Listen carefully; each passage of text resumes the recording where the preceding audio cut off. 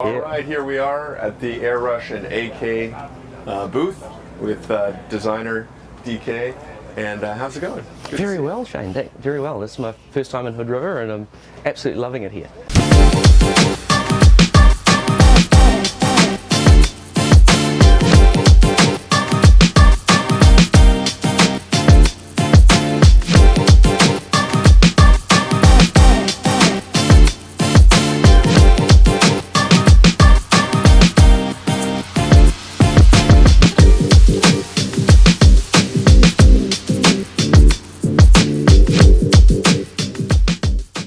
AK Durable Supply. Foils, tell us about them. Well, thanks. We've been, between Airush and AK, we've been doing foils for quite a number of years. We're now on what we call our modular foil platform, and this came from looking at the foil market and what we were doing a few years ago, and we were actually, what we were doing was trying to develop foils for sports. And our range was fragmented and not really well thought out. And we were getting, people were using our surfing foils for kiting, and then winging came along, and maybe the surf foils or all the kite foils didn't really fit with the winging side of the program. And it's like we need to take control of this and do something that makes more sense for us and more sense for our customers who are trying to get into the sport and then trying to progress. So the primary philosophy behind the AK range is we do 3 different levels of performance through the range, and then a depth of sizes and configurations available that allow us to configure foils for all of the foil sports. So when we look here, we have the Trek, which is low aspect ratio, very lifty at low speeds, very easy to use, very stable in roll. You move on to the Tracer. The Tracer is that step up in performance, really designed for as wide a range of applications as possible, with reasonable speed, reasonable lift, but a much faster, a much more reactive turn, and much more, so very much a more performance orientated ride. And then the Plasma series, where we're trying to get as much glide and speed as possible. So then pairing these sort of three different front wing configurations, we have 3 different fuselage lengths from 71, 66 to 61, 5 different rear wings in a range of sizes, again pairing correctly with the front wings, and then two mast setups where we do an aluminium mast in sizes from 60 centimeters all the way to 95 centimeters, and carbon masts from 70 centimeters all the way to 105 centimeters. Now, all of this, all of these parts are interchangeable, so you can build any system you desire. There is no limitations on what wings bolt onto what fuselage, etc. And right now, actually, of this, I think 3,600 possible combos. And only growing. Every time a team rider asks me for another shape, another size, it literally just doubles that number. But we offer everything in packages as well. So there are well thought out, well tested packages for every one of the sizes of wing that we have, and then you can say start on a Trek in a larger size, upgrade yourself to a smaller Tracer, and then when you're really wanting to push it, the same system will take a Plasma rear wing, and you're not re-spending money on parts that replacing parts that you've bought previously. Yeah.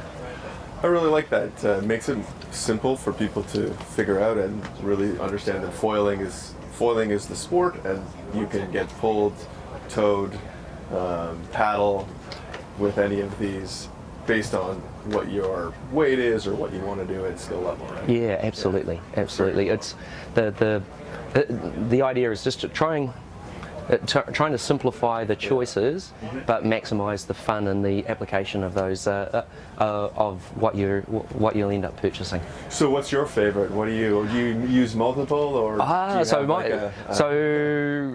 have kite foiling is my primary foiling sport, and the new Tracer 850 is absolutely fantastic. Like I jump on that setup and go, like, I cannot fault this for what I want to do in this sport. It's great for it's got just the right amount of speed.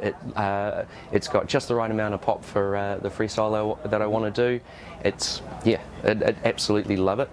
Probably across our team though, the Plasma 1000 for especially our wing foiling guys.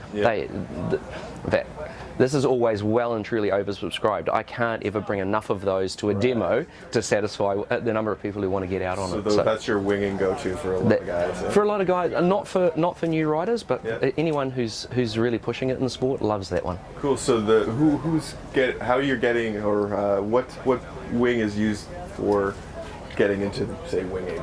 Getting into winging, the two larger sizes of the Trek, so the 1600 and the 2000, are incredibly simple, incredibly easy. Paired with something like a 140, the 100 litre or the 140 litre boards that Clinton's going to take you over, just ridiculously simple, super stable, very predictable rise at low speeds, and then the sort of step up from that is sort of 1300 to 1600 Tracer V2 for winging. Has been really well received. Like this one was our newest foil for this year, and people are absolutely loving it.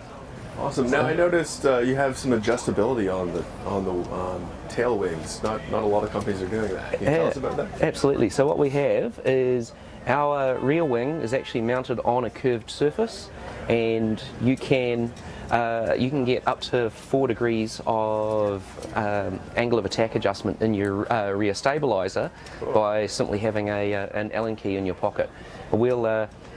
Even for development, this has been absolutely invaluable, and just trying to dial in the performance of a front wing by adjusting your stabilizer position. Yeah, so, we were actually, one of the foil designers was telling us about how not enough people adjust their back wings to make their current foil setups work, and they think that it's the front wing when all they really needed to do was adjust the tail. This is super critical, and the sort of recommendation that I have is you start with more than what you need. So slide this all the way to the back.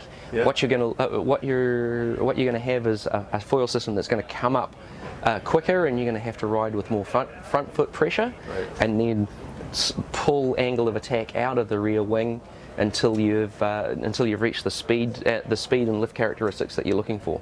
Interesting. If you start too far forward, what you're going to have is a system that's is going to take too much back foot pressure. It's going to take way too much speed for you to get dialed into. Very cool. Very cool. Well, thanks for taking us through that, and we'll look forward to going through the boards with Clinton. Yeah, thank you very much, guys. Continuing on the AK foil setup. Nice to see you, Clinton. How have you been? Yeah, very good, man. Good to see you. Awesome. Enjoying the show? Going well? Amazing show. Been busy. Lots of people. Yeah. And some good conditions. So great to be out here. Well, it's great to have you. So you're going to take us through your new foil boards. Yeah, so what's new and exciting for us, I guess we should start with the Phazer, but essentially we have two product lines in the Foilboards, and then the center of the line for us has always been the Phazer, and the concept with the Phazer, it goes from a 4.0 up to a 6.2, and those are going from a 30 litre all the way up to 140 litres. So it's a complete range that covers, from wake foiling to kite foiling, going into surf foiling to wing foiling, and then everything from entry level all the way down to the most advanced rider level. And the concept for us, is really having a board that's glide orientated. So you can see from the nose, that this board is going to give you the most glide. It's going to get you up onto foil easily, and then you still have the stability and the length for the more entry-level customer. And the differentiations between the sizes is the largest sizes have a hard release edge, and so that means that they get up and going quickly. And then as you get to the smaller sizes, they carry more of a tucked edge, rounder on the nose, to just have something that's more forgiving on the touchdown for more aggressive riding. In terms of construction, these are a full carbon deck with a sandwich standing area, and they are offered with, they come standard with a V-strap configuration in our Ether lightweight foot strap. And it's essentially, we also offer the 6.2 and the 5.10, so the 140 litre and the 110 litre come in a new Duratec construction. So that's a more durable orientated construction, great for the entry-level riders. And this is the full carbon? Yeah, so that's the full carbon deck there. What's the weight difference between the two? So the weight difference would be around 1.5 pounds depending on the size. Okay. Yeah, so it is a fair amount, yeah. So I mean, we've really pushed the weight on the carbon construction. So we've really tried to make something that really covers the maximum durability. Very cool. I like the deck pad. It's this like a very small corduroy. Yeah. So what we did on the deck pad is it's as thin as possible, so really get a direct contact, and also not very aggressive on the texturing, so that it's easy on the knees. Right. And if you're sitting on the board. So yeah, that's the Phazer. Then moving over into the compact. The compact is our more dedicated wingboard shape. So that's a much more compact outline, hence the name. So we just try to pack as much volume as we could into the board. And the largest size is a 5.2, 105 litre. So it goes down to a 4 to 36 litre, but they're pretty short. And we don't build an inflatable board because for us we felt that this option gives you a really short compact shape.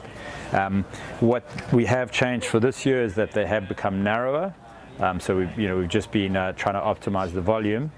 And what you will see is we have what we call the high apex rail, which keeps the bottom of the board pretty narrow, but then you still have the volume out wide for people who are looking for a bit more stability. These have a carbon and negra construction. So the advantage from that is the carbon and negra is a little bit better for like the impact protection and more for freestyle orientated riding.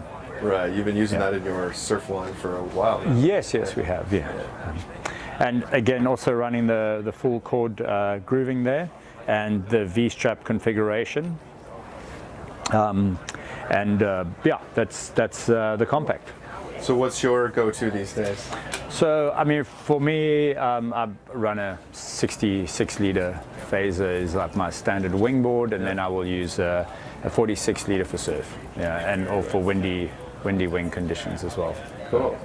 Well, it's great to have you here, and we look forward to seeing some more innovative products down on the lawn over here. Great. Awesome. Thank you very much. So this is the new Airush Session Team, and this kite will be releasing in the spring. Basically, we've taken our Hookkeeper development that we launched with the Ultra team, and we brought it into a more wave-orientated product, so into a 3-strut kite, which is the Session Team. What was the reason you decided to go with the Hookkeeper? So the idea with the Hookkeeper is to allow us to run a higher pressure leading edge.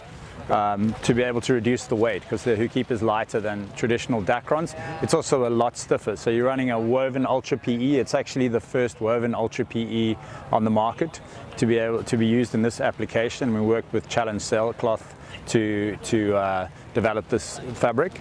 And the idea with that is being able to run a higher pressure leading edge and having the stiffness of the fabric. I mean, if you take, Ultra PE is up to 32 times stronger than Dacron, so it's a massive amount stronger. Yeah. So you really can get a lot of benefit out of the fabric, Yeah, so with the higher pressure means we can run a thinner leading edge so the kite sits further forward in the window, which is really great for the wave riding, for upwind. You also have a much stiffer leading edge, so the responsiveness of the kite is better. The benefits for us with the woven is also the durability is really good over using a laminated leading edge. We did experiment a lot with different exotic fibers on the alleys and the Hookkeeper. You know, it's taken us 6 years to get to this point on the material. And the other benefit for us on the woven composite is that it gives you the steering response is still great on the kite because it allows the kite to twist. Cool. And the Session is your... Yeah, that's our wave-orientated three-strut kite. So we have the Lithium, which is freeride orientated, and then we have the Session, which is wave-orientated. The other benefit for me of the Session is that we ship it with 2 bridles. It comes with a fixed bridle and with a pulley bridle. The benefits of the fixed bridle is it gives you more direct steering, more immediate response. And then the benefits of the pulley bridle is you have greater sheeting range, and also the kite will steer better when you sheet it out. So. Very cool. So both ship with each. Now, what rider is going to want a fixed versus the pulley?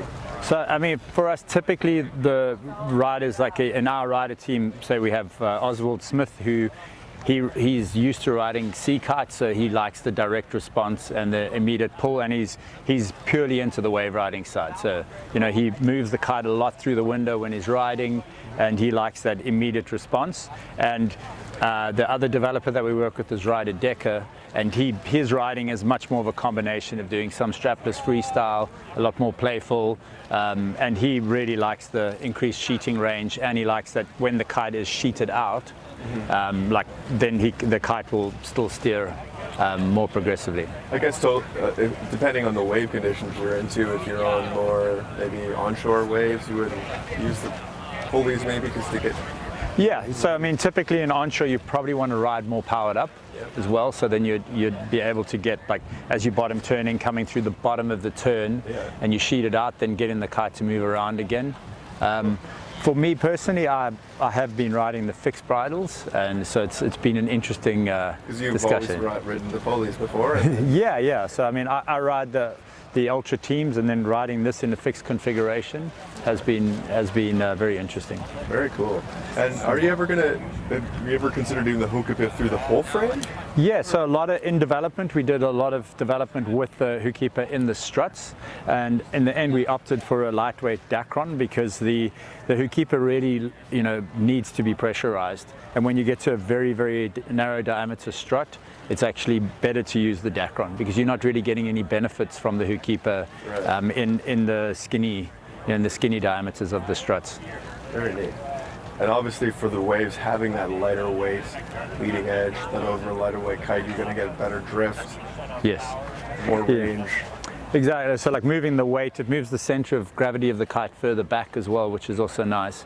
So you get that. And we also have done some optimization in the weight within the kite at the same time. So all of our Team Series products are really designed, you know, to be as high end as possible. And again, like by running the load frame, which connects all the tips, and also has a bias stabilization of the canopy. It means we have less traditional Dacron reinforcing around the wingtips and the connection areas. Very cool. Well, we're going to be down in Hatteras doing our annual tests. Maybe you can send one to Decker for us. That would be amazing. Yeah. We look forward to that. It's always end of October into November, so there's always good nor'easters in Hatteras at that time. So really fun to put it through the paces if we can. Well, welcome guys. This is a kite that's coming out in the spring for Airush. We've had a modern lift in our range for a couple of seasons now, Lift V1, Lift V2. The lift has always been for us like that premium premium big air jumping kite, the one that the one for the greatest adrenaline rush possible, and for people out there maybe chasing woo scores or getting into just as much air as possible. We've had a bit of feedback on the kite, and maybe that big air space is kind of has been changing pretty dramatically over the last few years. What we're seeing in the Big Air Kite League and at King of the Air, like there is much more of a focus on combinations of sort of old school board off tricks with mega looping. So we decided we need to get back into the lift, the design, and try and really turn the wick up, turn it into something that's get it into the loops. Get it into the loops. So it's always been about that big air, and now it needs to come through and catch you. Oh. So we actually had we actually extended our kite design team for this year. We've had Sue Kay, who happens to be my wife, has joined with Mark Patterson, our kite designer, and so Mark's been doing the 3D CAD work on this, and Sue's been the primary rider, and she's been doing all of the bridle tuning. So.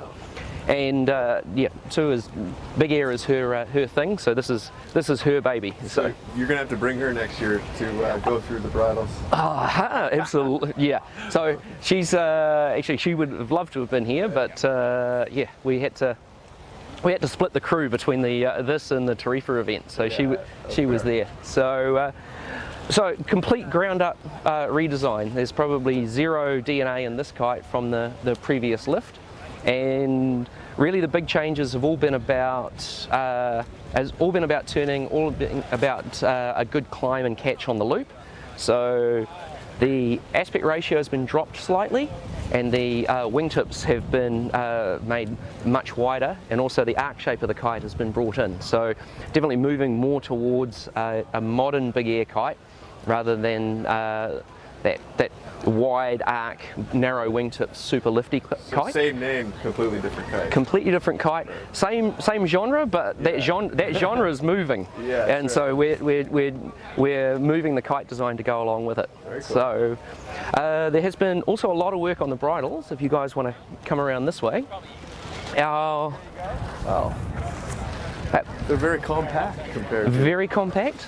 In fact, there's a little bit of a backstory here.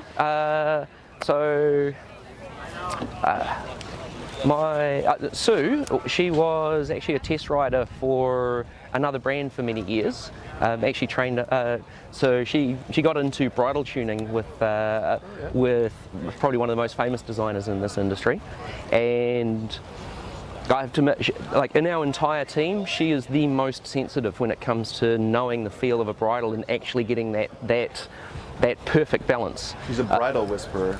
That's a very good term for it. So things where the rest of the team are like, oh, that's absolutely perfect. She's like, no, that slight stall on steering initiation is not right. We need to move that. We need to move that hang point slightly outboard to actually improve it. So that is really her thing.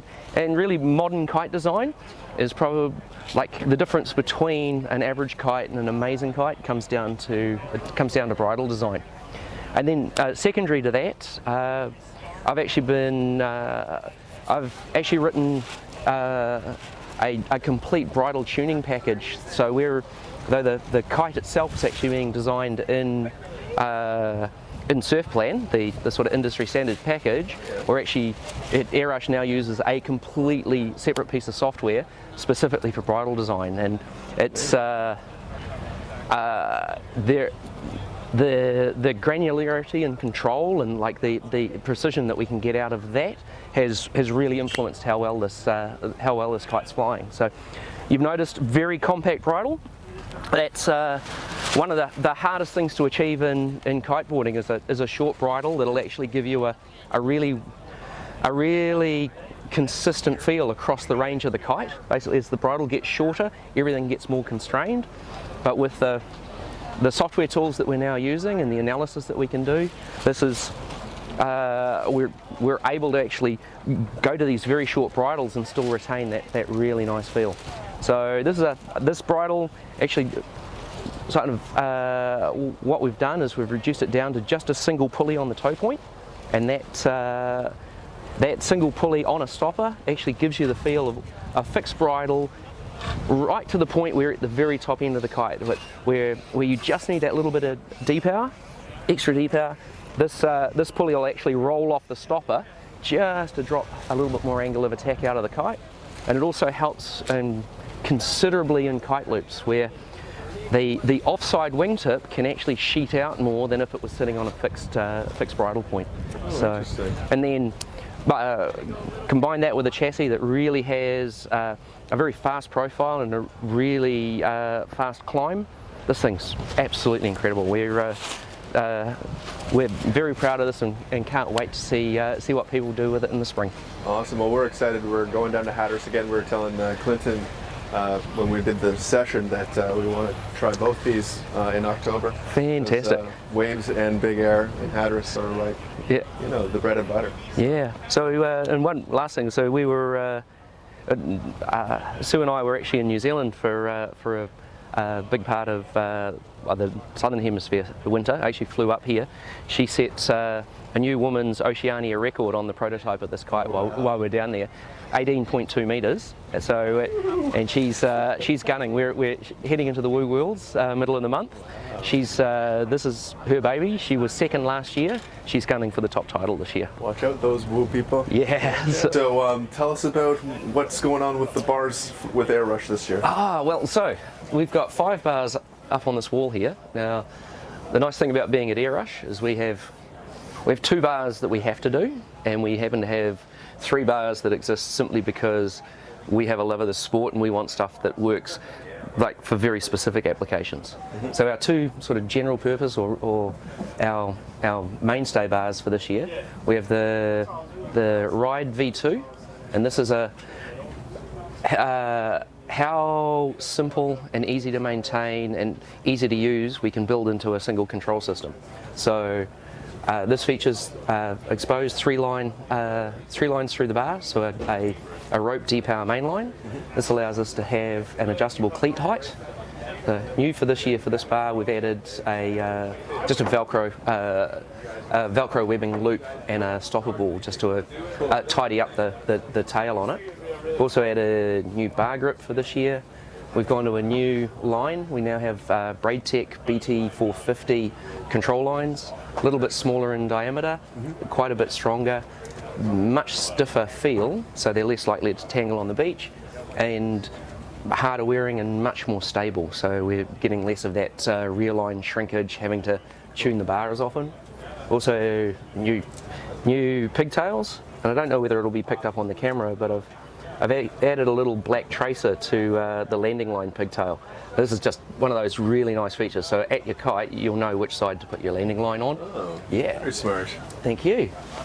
From the ride bar, we move on to the unit bar. Now this is all the bells and whistles we can throw at a single bar. So having something like the ride bar, a very simple bar in the range, allows us to really concentrate on putting a lot of key features that maybe we couldn't put on a single bar in our range. This one of the key features of the unit bar is our modus adjustable bar ends.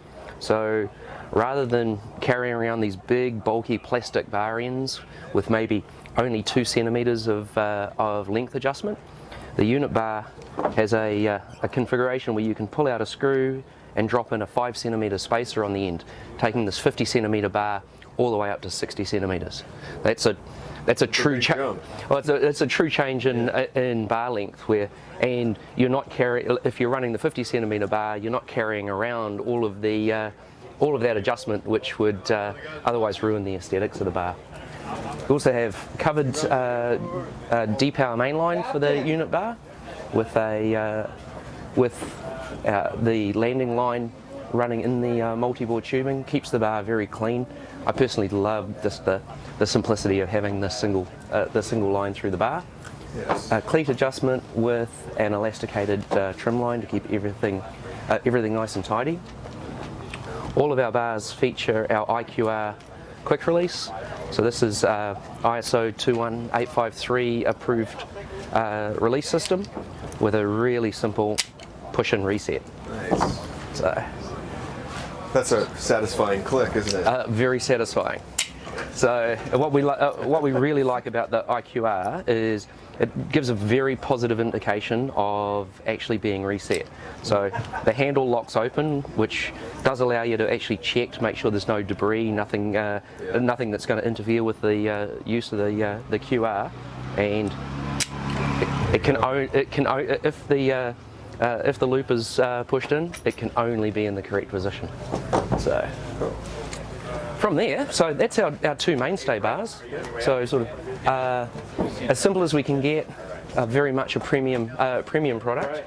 We move on to one of our personal projects. So Clinton, our brand manager, and myself, this is the Ultra Bar. This simply exists in our range because this is the bar we want to ride. Okay. And the feature of it is, if you look at the unit bar, we have 50 centimetres of throw, 10 centimetres of trim. The Ultra Bar simply features 60 centimetres of throw and throw away the trim. So what you have with this bar is all of the range of your kite available at all times without basically anything on the bar. If I could take more parts off this, I could. So this is a super clean, super simple bar to use. Really comes, its killer applications are wave riding and foiling, where lots of sheeting range. For wave riding, I actually set this up. I typically set my kites up with on the top knot. I actually like them a little stally, and so that bottom few centimetres of throw, I can actually kick that kite back, especially on a bottom turn. So very fun bar. Yeah. Now, can you move this at all? Like if you don't move this at all? No. It stays. This is what it is, and how this. Really, what you have to do with this bar is it's for somebody who knows how to set up their kite, how to set up their equipment, how to adjust their kite. You've got to make sure that this is always in trim, that your kites are you select the right kite for the day. Now, if you have shorter arms, like females might not want to go with that because you will not be able to reach it. However, having adjustable cleat height. In fact, this is my wife is one of the developers here at Airush, and this is her bar of choice for doing kite testing. She'll actually set this up different heights depending on which kite she's working on. So you got the bases covered. Absolutely. Then the last two bars in the range we've had we've had an AP bar in our range for many years. Airush is still one of the few kite companies that does a dedicated 5-line freestyle kite, which means we need a dedicated 5-line freestyle bar. So AP for Alex Pasteur, this is basically built to his specs. 40 centimetres wide, ships with freestyle leash and a large freestyle loop in the box. Short D-power travel with a cleat trim. Awesome bar. Very, very small application, just for those dedicated 5-line freestyle kite riders. But new for this year, we also have a whole bunch of team riders and who are chasing freestyle on 4-line bridle kites and big loops. Yeah. So, and they want all the fun stuff as well. So the team bar comes with, again, the long loop and the larger freestyle loop in the box, slightly longer than the AP bar at 45 centimetres. But the killer spec for this one is the line setup. It comes with 9 metre lowers and then 6 plus 4 plus 2 plus 2 metre extensions. So you can build, for those short line killer kite loops, you can build this to whatever length you want. My team guys are absolutely in love with this. This is, and I think most of the most spectacular loop photos in our catalogue have all been done on this one. And there we have it. There it is. Five bars in the Cabrini range for 2023. Amazing. Well, thanks for taking us through that. Hopefully we'll get out maybe this afternoon. We'll get some more wind and get out there. Hopefully, yeah. Try the Ultra Bar if you do. Absolutely. Thanks. Should we slide on over to the foils? Yes, let's. We're doing the foils? Yeah, let's do the foils. So, thanks. All right, here we are with John Lewis, designer of the new Free Wing. How's it going? Yeah, good. This is the new Free Wing Air V3. So it's the third version of this product we've built. Super excited. It's a kind of general, all-round, user-friendly, does everything kind of one-hit wonder wing. Not one-hit wonder, but it's yeah. So it's really designed to be an all-round free ride wing. We've done a lot of work from the V2, improving a number of key points. Most importantly, the canopy tension. Nice and stiff. Exactly. So, and that gives really, fantastic instant power delivery. Really nice flag out stability. No flutter. So it's really an enjoyable ride. We've done a lot of work on changing the geometry as well to keep the centre strut short. So means the jibes and the tacks and the manoeuvres are really nice and easy. Same with the flag out. Again, you don't have the back of the strut catching the water at all.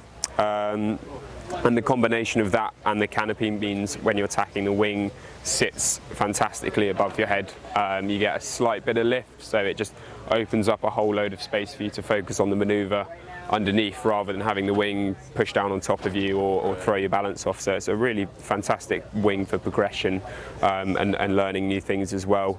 We've done a lot of work on the material constructions. So it's a Dacron wing, but we've managed to double the pressure pretty much compared to the V2. So this is at 9 psi now for a Dacron wing, which means we can make the leading edge thinner, but it also means you get a lot more stiffness and a lot more power in the low end. So despite the fact that the canopy is not as deep, it's recovered from the fact that the wing's a lot stiffer. And the thinner leading edge leads to a number of improvements. It's a lot lighter. This wing is almost half a kilo lighter than the V2, which is a massive difference for what is effectively the same construction. But the thinner leading edge means it's better, faster, less drag, and it's better stability as well. There's less kind of that swaying motion from a big, thick wingtip, but maintains all the power still, which is really fantastic. And one of the key things we've done on this project is the new handle system. So this is the first wing that's going to use our new modular handle system. And what that means is you have the option. So we've completely redesigned our webbing handle. So this now it has a 3 injection molded part inside, and then with the normal kind of webbing construction with some EVA. But what it means is because it's a 3D injection molded part, you get really good stiffness out of what is effectively a webbing handle, which means much more direct feedback, much more control, and it's much more durable as well. We've stitched through the handle, so you don't have any of that webbing rotating, and it's really just a fantastic step on from the previous webbing handles that we normally have. And with the new modular system, you can have the option for the hard handle, which people seem to really like now. So this is a pre-preg carbon hard handle taken straight from the paddle shafts that we use with starboard. And that's the lightest handle on the market. This comes in at under 100 grams for a hard handle, which is a massive point, because one of the key things we were tentative about the handles was because if the weight is high, when we've worked to take half a kilo off on the wing, adding half a kilo in handles is not the way we wanted to go. So we really worked to make that as light as possible. But it's a super easy interchange. You just unscrew these 2 screws, takes off, and then put your new handle in, and then screw it straight back in. And this does allow us to work on options moving forward for full-length booms and other combinations, which will come later down the line. But yeah, these are the key points on this wing. Overall, it's a really a big step on for us from the V2 and something we're really happy with. So John, tell us the difference. Why would someone want a soft handle versus a hard handle? I think it comes down to a personal preference, really. A lot of the guys coming in from windsurfing and sometimes in kiting as well are used to having something solid in the hand, like a windsurf boom, and you get that really direct, instant kind of power and feedback. But the soft handle does have a number of advantages. It's often a lot easier to hold for long periods of time because it's this smaller diameter, but also that can hit your head, it can hit your board and damage your board.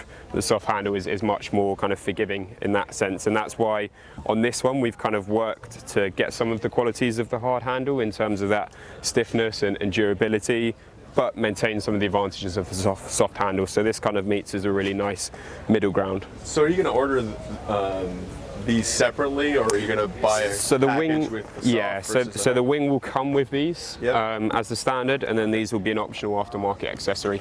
So it will come with 2 webbing handles, and then you can buy the set of carbon handles and the carbon we've worked, so there's only 2 sizes of carbon handle across the range of 9 sizes of wing.